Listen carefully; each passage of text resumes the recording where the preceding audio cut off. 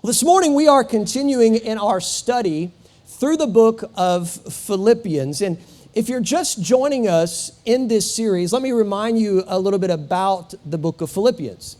The book of Philippians is a book you find in the New Testament. It's actually a letter that was written by the Apostle Paul to the people in a place called Philippi. They were a part of a church in a place called Philippi, a church that the Apostle Paul had actually started. He had planted this church.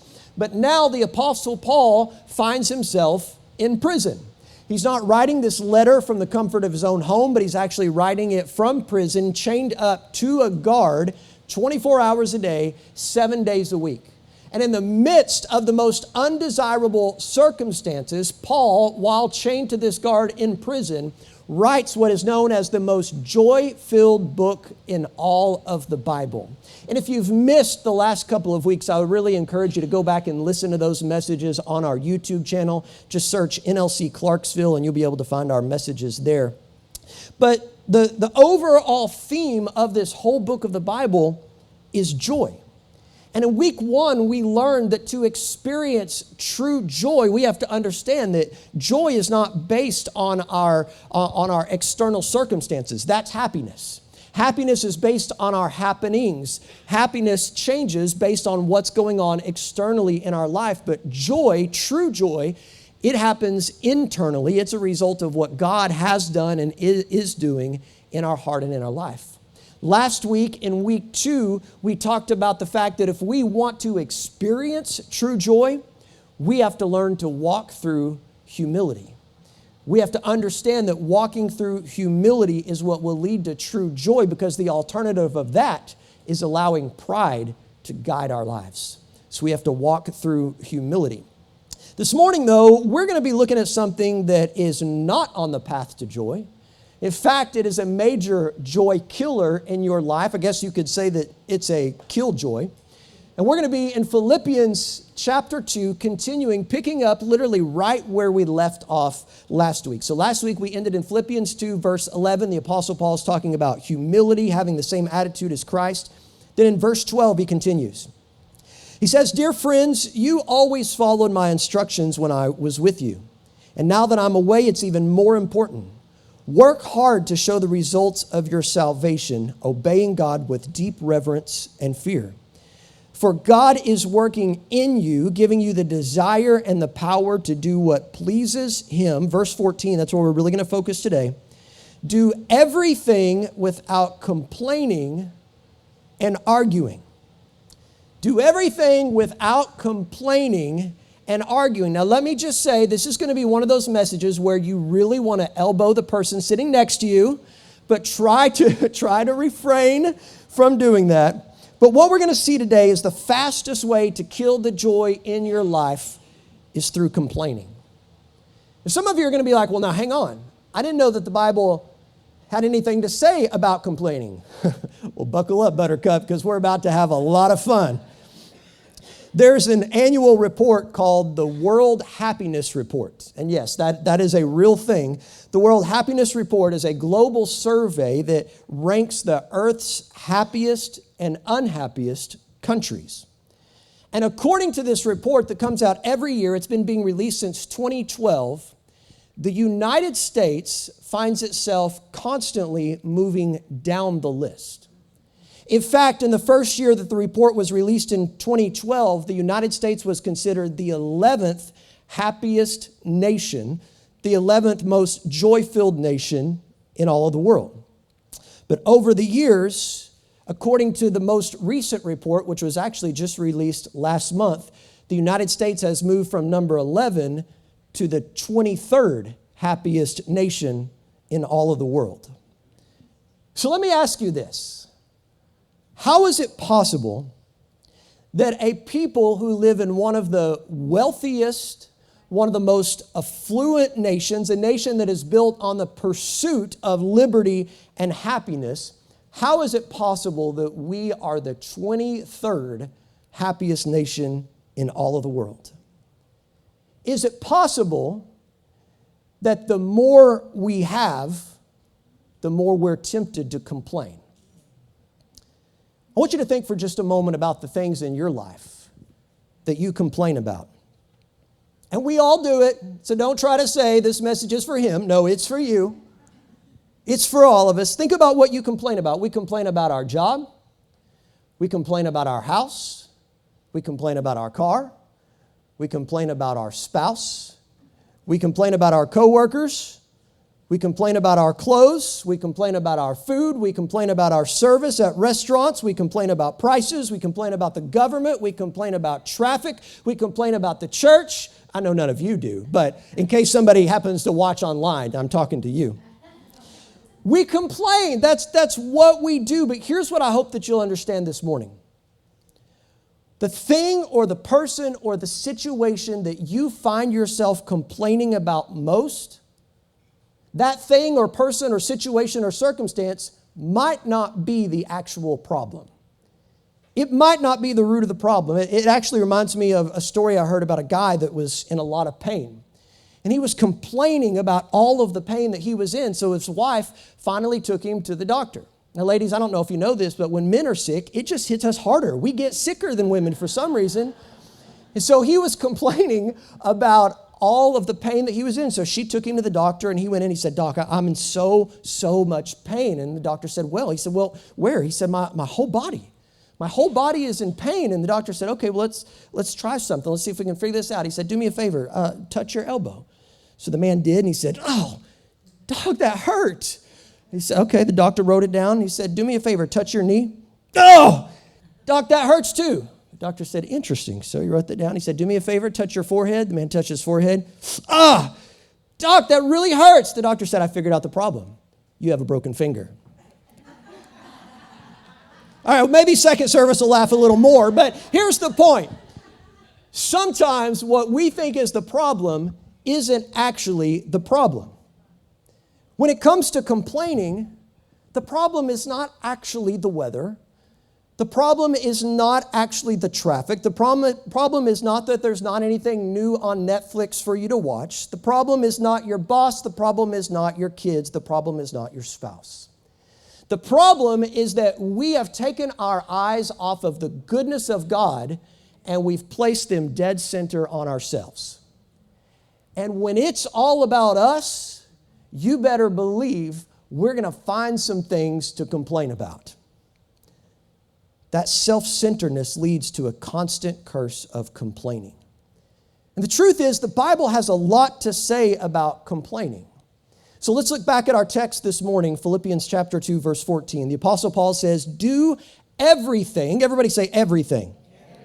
Do everything without complaining and arguing. So Paul's saying, don't complain about your circumstances. Don't complain about your situation. Don't complain about your spouse. Don't complain about your car. Don't complain about your job. Don't complain about all of those things that you're tempted to complain about. He says, do everything without complaining. In essence, he's saying, stop complaining.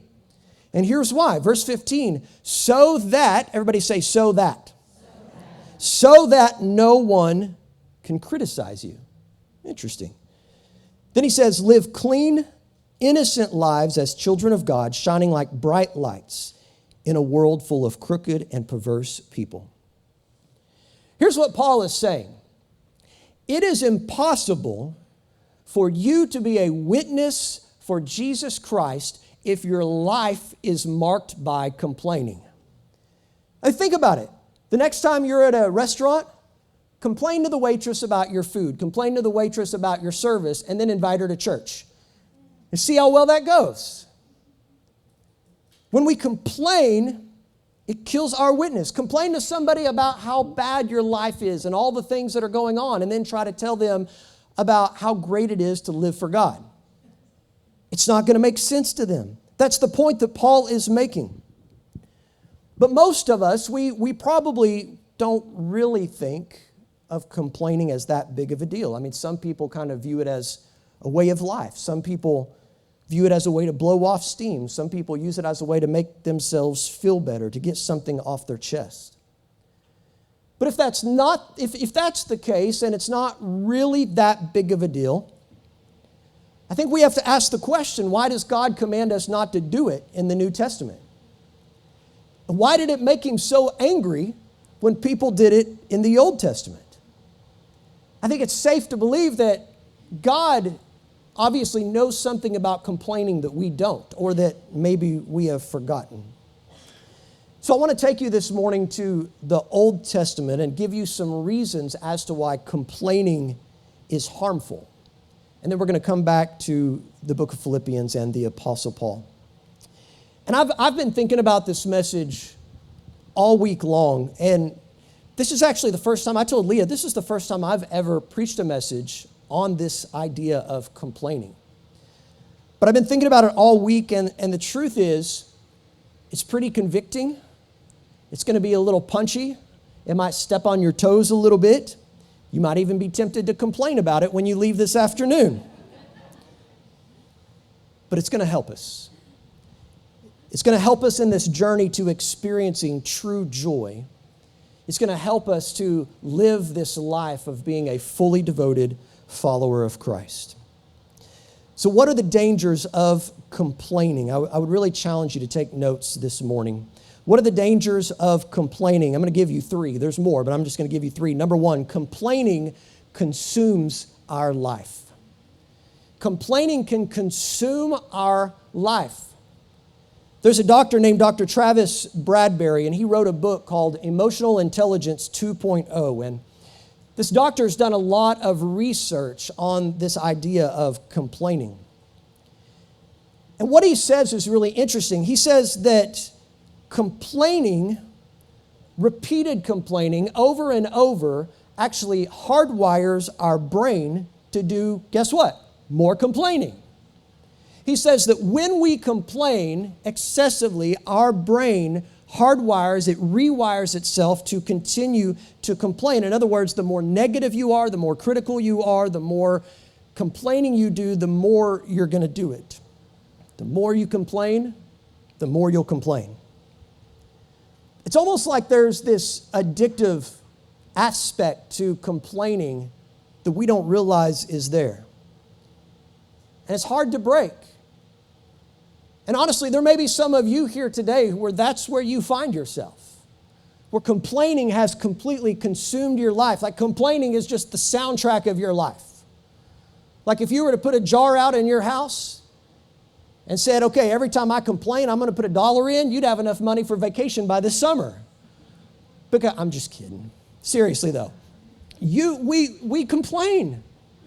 And it just gets easier and easier and easier to complain. And when I think about constant complaining, I think about the Israelites in the Old Testament being led out of slavery by Moses. And if you don't know the story, for hundreds of years, the Israelites were held captive. They were held as slaves in Egypt by Pharaoh. God sends Moses to Pharaoh to get his people from Pharaoh. And at first Pharaoh says, no way, I'm not letting them go. That's when God sends the 7 plagues. Maybe you've heard of the plagues that God sends upon Egypt. Finally, Pharaoh gives in. He lets the people go. He lets Moses take the people, and they begin their journey to the promised land. But what's so interesting is after hundreds of years in slavery, and now being set free, they immediately start complaining. And I mean immediately. And it just gets worse because complaining is addictive. Once you start, it's hard to stop. And I've got some verses that are kind of just snapshots. I'm going to roll through these really fast. We're going to throw them up on the screen here. I want you to look at the Israelites and what their lives were marked by. Go ahead and throw that first set up here. Exodus 15:24, then the people complained and turned against Moses. 16:9, present yourselves before the Lord, for he has heard your complaining. 17:2, so once more the people complained against Moses. Numbers 11:1, soon the people begin to complain about their hardship. Numbers 11:4, and the people of Israel also begin to complain. Numbers 14:2, they complained. Once it starts, it's hard to stop. Because once you start complaining, it just becomes easier to complain. And when you continue to complain, it rewires your brain to only see the negative, to only be critical, to only find what's wrong with the situation. It becomes what you see, and it becomes how you see when you continue to complain. The second thing that complaining does this morning is number 2, complaining clouds our vision. Watch this, Exodus 16, verse 2. There too, the whole community of Israel complained about Moses and Aaron. Listen to what they say. If only the Lord had killed us back in Egypt, they moaned.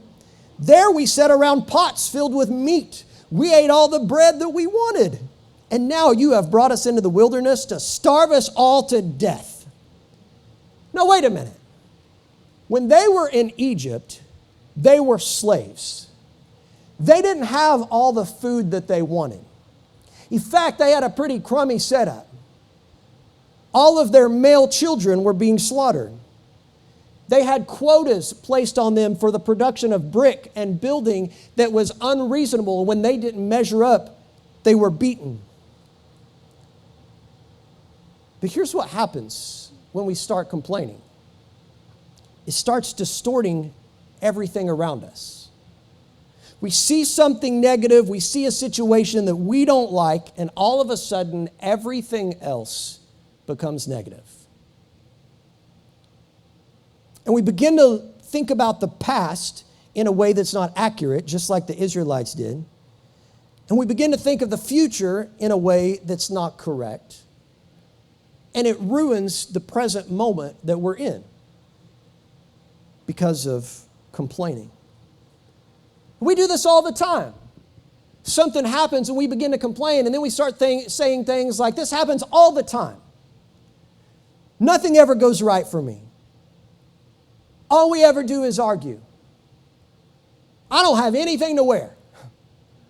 I can't find anything to eat. My boss is always a jerk. And we begin to form an incorrect view of our situation. But not only does complaining change the way we see, number 3, complaining questions God's care for our lives. Exodus 16, verse 7. Moses said, in the morning you will see the glory of the Lord, because he has heard your complaints, which are against him, not against us. And then Moses asked, he says, what have we done that you should complain about us? What have we done? Yes, your complaints are against the Lord, not against us. This may be hard to hear, and it was for me whenever I realized it. But many times when we're complaining, when we think we're complaining about our job, about our spouse, about our kids, about our whatever it is, we're not really complaining about those things. We're complaining against God. It's almost as if we're saying, God, if you were as smart as me, you wouldn't have me in this situation. God, if you only knew what I know, I wouldn't be facing this. I wouldn't be dealing with this. This wouldn't be such an issue right now. And we begin to complain. We begin to focus on things like what God hasn't given us and what he hasn't done and what he could be doing, instead of what he has already done, what he is doing, what he has given us. Numbers 11:4. And the people of Israel also began to complain. Oh, for some meat, they exclaimed. Numbers 11:6. But now our appetites are gone. All we ever see is manna. Now, let me explain this a little bit. God had set it up to provide food for the Israelites in the form of something called manna. Every morning they would go outside and this manna would cover the ground. All they had to do was scoop it up and pick it up. Manna in the Bible is considered the bread of heaven. In fact, we're actually given a description in Exodus chapter 16 of what manna is. It describes manna as a sweet, flaky, pastry-like substance. Basically, this was the manna that the Israelites were complaining about. All they had to do was go out and pick it up and eat it. This would be like you walking out to your front door, opening it up, having a lifetime supply of Krispy Kreme donuts on your porch every morning for free. All you've got to do is pick it up, take it inside, and eat it. And they were complaining. They were saying, we are tired of this manna. We want some meat. Psalm 78 gives us a little commentary on this whole manna situation. 78 verse 18, we're told that the Israelites, they stubbornly tested God in their hearts, demanding the foods they craved. They even spoke against God, saying, God can't give us food in the wilderness. Now there's a little sarcasm you have to read here. Verse 20, they say, yeah, he can strike a rock so that water gushes out, which happened. But he can't give his people bread and meat. When the Lord heard them, he was furious. The fire of his wrath burned against Jacob. Yes, his anger rose against Israel. Verse 22, for they did not believe God or trust him to care for them. If you're taking notes, underline that verse 22. For they did not believe God or trust him to care for them. They didn't trust him to care for them. God sent plagues to set them free from captivity. He literally parted the Red Sea so that they could walk through on dry land. He was providing manna from heaven for them every single day. He was providing, he was protecting, he was caring for them, he was blessing them. And what do? They complain. It wasn't good enough. It wasn't what they wanted. And by complaining about what God had given them, God was angered by it.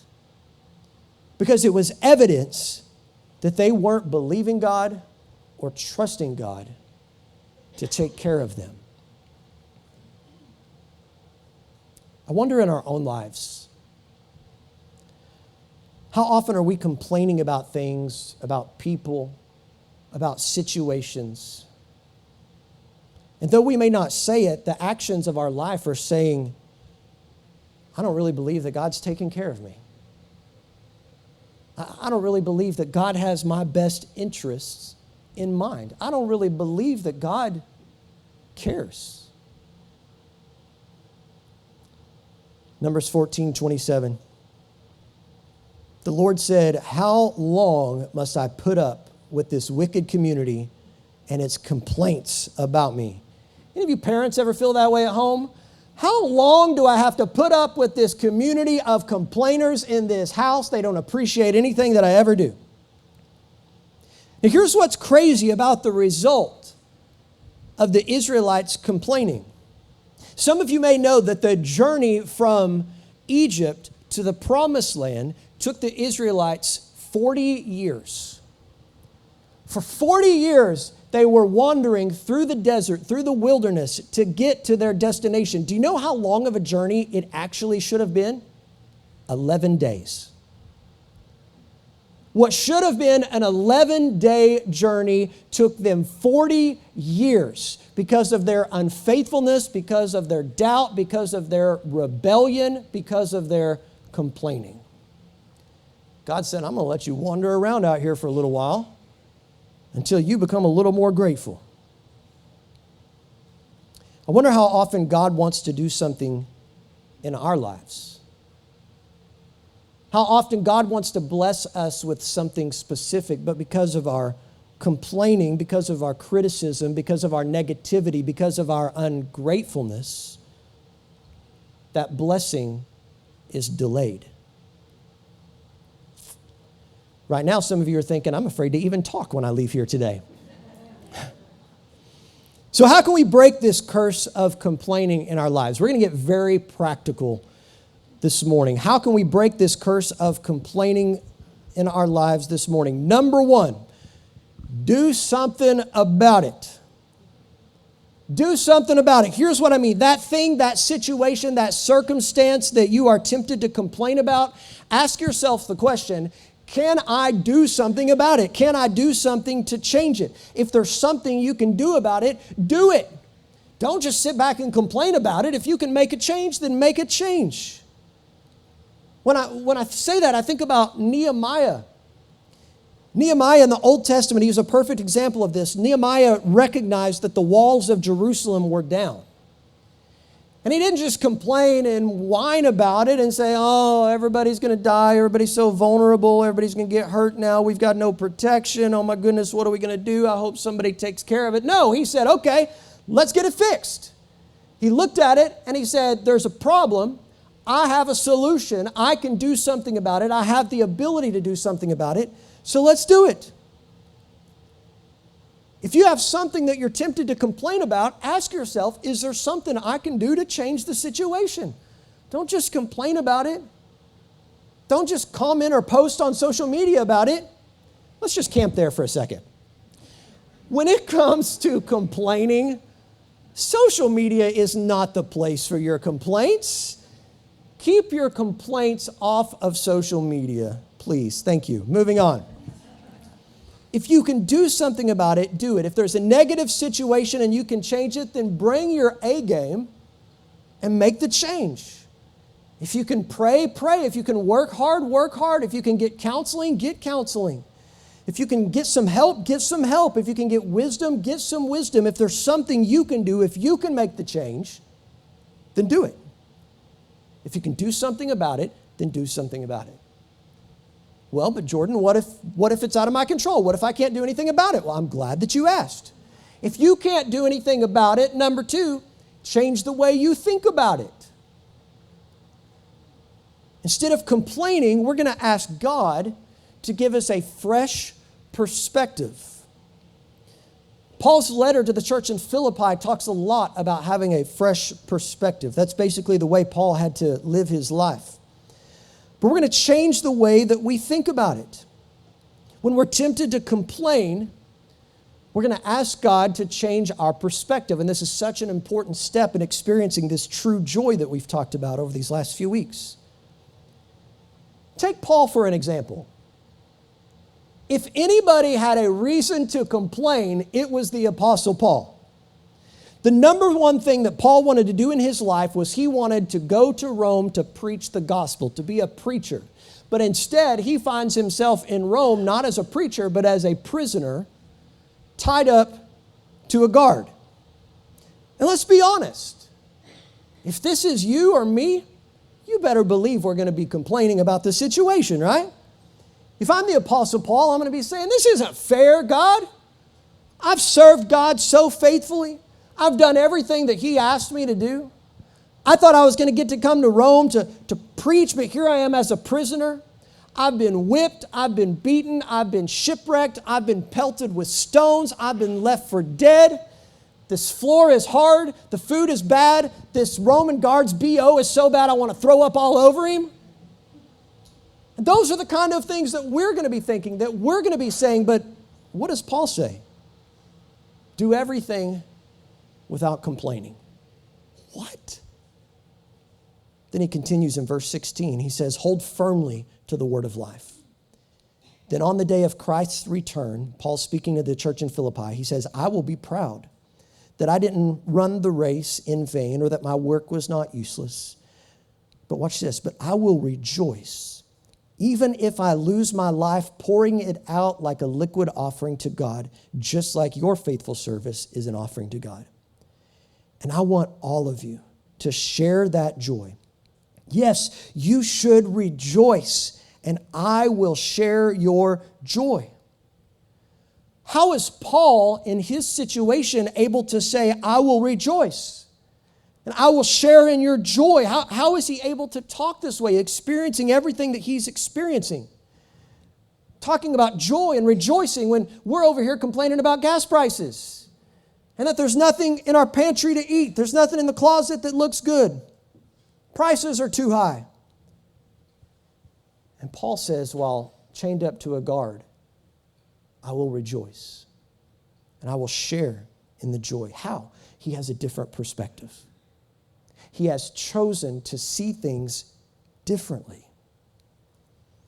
We read a couple of weeks ago in Philippians chapter 1 how Paul said that being in chains has actually served a purpose. It has served to advance the gospel. The thing that would make sense for him to complain about is the thing that Paul recognized was serving an eternal purpose. So what do? We look for the good. We thank God for the good. The next time that you are tempted to complain about your spouse, stop and begin thanking God for your spouse. Remember that there are people who wish that they had a spouse. The next time you're tempted to complain about your kids, stop and thank God for your kids. Remember that there are those who wish that they had kids. You can apply this to anything, your job, your house, your car, your clothes, whatever your situation is. Stop and thank God in that moment. And say, God, help me to see this differently. Help me to have a different perspective. You can complain about it, or you can change the way you see it. I can complain about it, or I can ask God to use it, to use me, to use this situation for His glory to be known by others. So first, we're going to say, when we're tempted to complain, is there something I can do about this instead of just sitting by and complaining? Is there a change that I can make? If there is, we're going to do it. If there's nothing we can do, we're going to ask God to help us see it differently so that we can have a different perspective and see it from a different angle. And then the third thing we're going to do, and this is so important, is number 3, we're going to talk to God about it. You might say, well, now, hang on, Jordan. I remember you saying God got angry with the Israelites when they were complaining about Him. But listen, and you've got to get this. This is so important. There's a big difference in complaining about God and complaining to God. There's a big difference in complaining about God and complaining to God. I want you to listen to the words of David this morning. Psalm 142, verse 1. David said, I cry out to the Lord. I plead for the Lord's mercy. I pour out my complaints before Him, and I tell Him all my troubles. I pour out my complaints before Him. Instead of complaining to others, instead of just murmuring and complaining and bottling it all up and keeping it to yourself, take it to God. Take it to God and tell Him you're frustrated. Take it to God and say, God, I don't understand this. Why is this happening this way? Communicate with God. We call that prayer. Prayer is simply communicating with God. Here's why this is so important. Because if I don't learn to pour out my complaints in God's presence, then they'll spill out on people. If I don't have that place where I can go and pour out my complaints before God, I'll end up pouring them out on other people. And that's when it becomes a problem. David says a few verses later, he says, God, you are my refuge. In other words, God's presence is a safe place. And listen, God's big enough to handle your complaints. He's big enough to handle your questions. It's okay. If you're frustrated, talk to God about it.